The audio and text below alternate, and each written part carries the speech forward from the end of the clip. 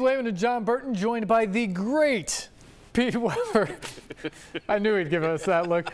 The play-by-play announcer on the radio for the Predators. Pete, I know it's time to look ahead at the playoffs, but when you battle back for weeks and you end up in the 8th seed against the Blackhawks, how tough is this situation and how costly was that point that they squandered last night? Well, it's not easy, number one. 8 versus 1 at all times. This is definitely David and Goliath and that sort of situation.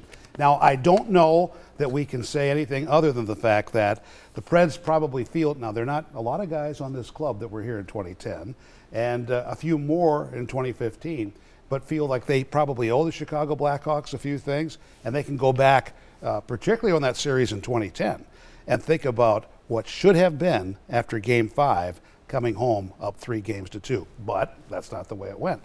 You mentioned it, Webby, so we meet again. Predators, Blackhawks, opening round for the second time in 3 years. These teams are so familiar with one another. How does that help or hurt in a 7-game series? They all know what Patrick Kane can do. They know even what happens on occasion when you knock the starting goaltender out, as they did in the 2015 series with Corey Crawford. But what happened? Scott Darling, a former Predators farmhand, comes in and he steals the show.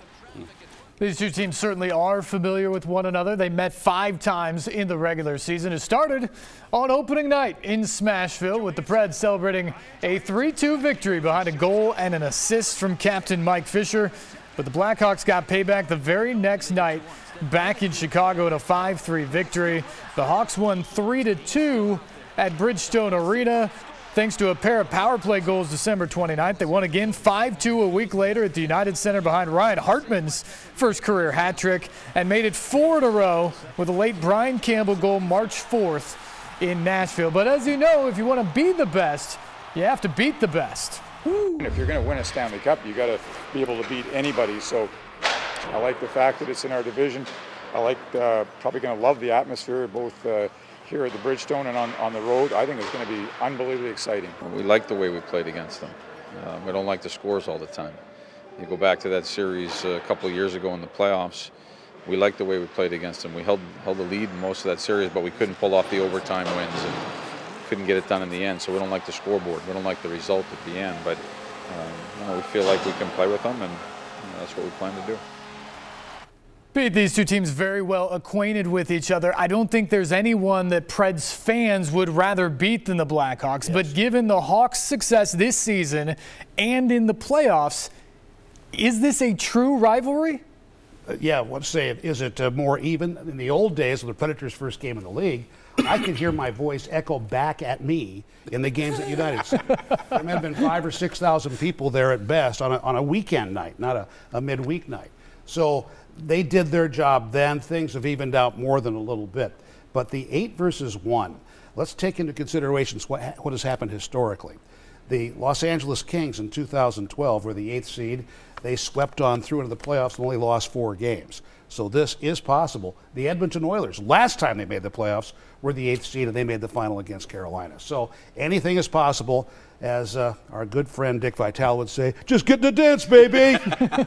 Now, we all know in past seasons the Hawks have had the edge in the center of the ice. Yeah. How do the Preds stack up with guys like Ryan Johansson, who wasn't here for that series a couple of years ago, and Mike Fisher taking a bigger role? And that's a big difference, him not being there. And Colton Sissons has stepped in well now, too. And Austin Watson has done a good job. And Vernon Fiddler should be a consideration to be in the lineup, too. So I think that size helps a great deal. But with Chicago, you always have to think speed first. We know that speed can kill. We have seen more than a few examples of that. So the Predators have to keep guys in front of them, Patrick Kane, Artemi Panarin, and people like that, to make sure they have a good idea of where they are at all times.